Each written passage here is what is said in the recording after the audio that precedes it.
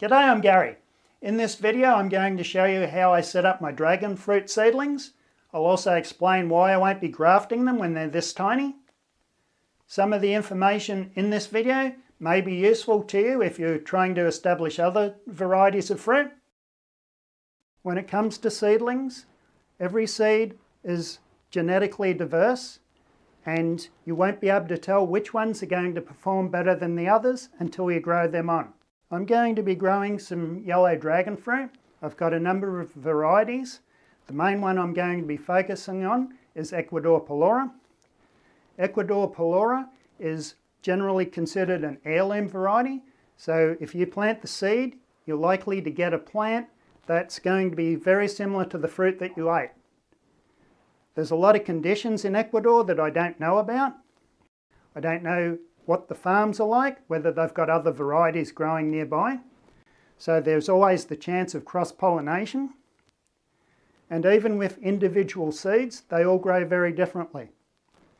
So an example of that would be these two here that Robbie planted last year. We bought a fruit from a market, we planted the seeds, and these are two examples of what the seeds produced. Had I grafted this one onto a rootstock and left this one alone, I would say grafting onto a rootstock promotes fast growth. But as you can see, they're both grown differently. This one was recently potted up, but it was also a lot stronger and more vigorous. So chances are this one's going to fruit sooner than this one. It may have a stronger rootstock, and it may be more adaptable to our climate here in Southern California. This is one of my favourite dragon fruits, and I'm going to work with that. These are some of the seedlings that I've potted up, and again, some of these are from earlier this year, and they are growing at different rates. These are more recent seedlings that I started in a pencil box before transplanting them into these cells. And as you can see, some of these, they're a month or so old, and some of them are growing a lot more vigorously than others. Now this is grown in straight cocoa peat. It's not getting any extra nutrition. It's just growing from what was available in the seed and what it's able to produce itself. So these I will pot up and I'll put them into the 2-inch containers. So the 2-inch pots are the next stage, moving from there to here. Then I'll pop them up as they grow.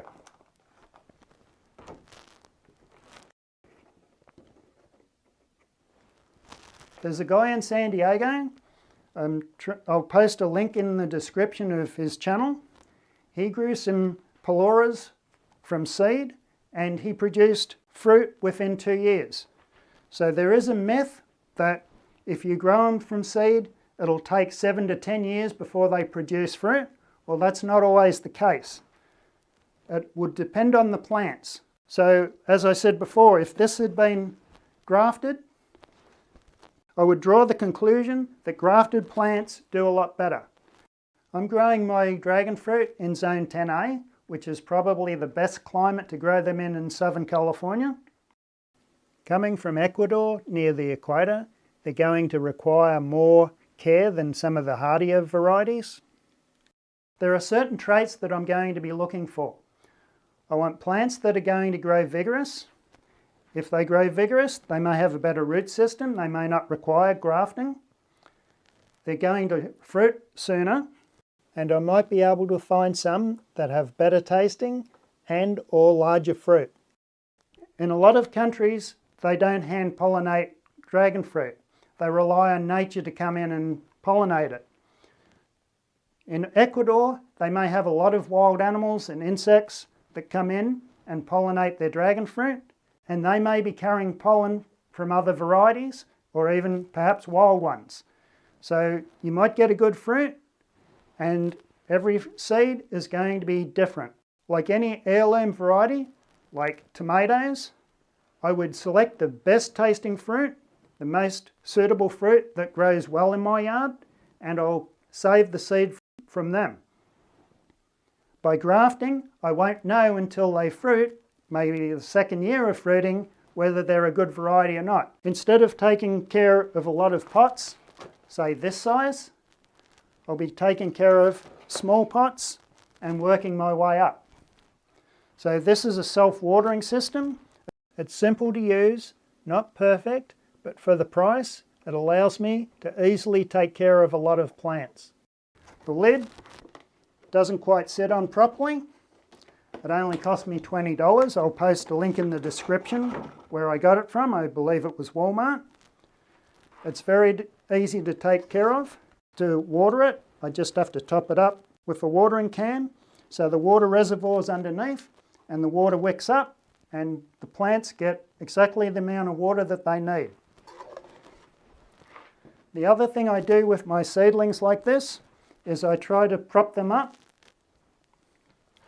So I grow my own bamboo, and by growing my own bamboo I can get tiny little canes. So these little side shoots, I can cut those off, and if one of the seedlings is leaning over, I can easily just slide that in, and that'll give it a little extra support so I can grow them vertically and keep them growing straight up.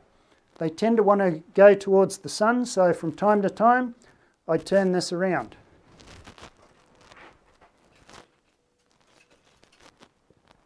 This holds 36 plants. Now some of them have already perished, so I can add another one to each of these cells, and this comes in 2 units. So this is 1 unit here. It's got a little pad underneath and that wicks up the water, and that goes to the base and then it's carried up to the plant. I have this sitting on a heat pad. I've got most of my heat pad covered with other plants, so I've only got half of the tray on the heat pad. So from time to time I'll just turn that around and that will give the other side some heat. The little top is very useful in controlling the humidity. Because dragon fruits are from a more humid climate, I've got them set up in this, and I'll leave them this way until they touch the top, and then I'll remove it and let them grow out a little more. Statistically, I know I'm going to have to grow out a lot of these. There's only going to be a small percentage that's going to be useful to me. By not grafting, I'll be able to figure out which ones are the most vigorous and which might have the better rootstock. From there, I can grow on the strongest ones, and then I can look for the other traits, the fruit size, maybe heat and cold sensitivity, early flowering cycles, different things like that. I'll be able to have enough plants that I'll be able to look at. You won't be able to do that if you only grow a few. There's an increasing number of people that have grown Ecuador Palora from seed that are producing fruit at an early age, sometimes 2 years. Personally, I think it's time to focus on quality over quantity. Ecuador Palora are very easy to grow from seed. They produce pretty much true to type. But to improve the plants, you're going to have to sort of focus on discarding a lot of them and keeping the best. There's a number of fruit trees that used to be cold sensitive, and they're increasing the range of places that you can grow them. Avocados have been developed now that are less cold sensitive. We've grown nectarines, pomegranates, papayas and figs at an early age. They've produced within 1 or 2 years, which is surprising to a lot of people. I want to encourage people to experiment and try a few things. Even if it fails on you, at least you'll know firsthand. If you'd like to leave a comment, feel free to leave a comment. If you like this video, please give it a thumbs up. With that, thanks for watching, and don't forget to eat what you grow. I'll catch you later. Goodbye.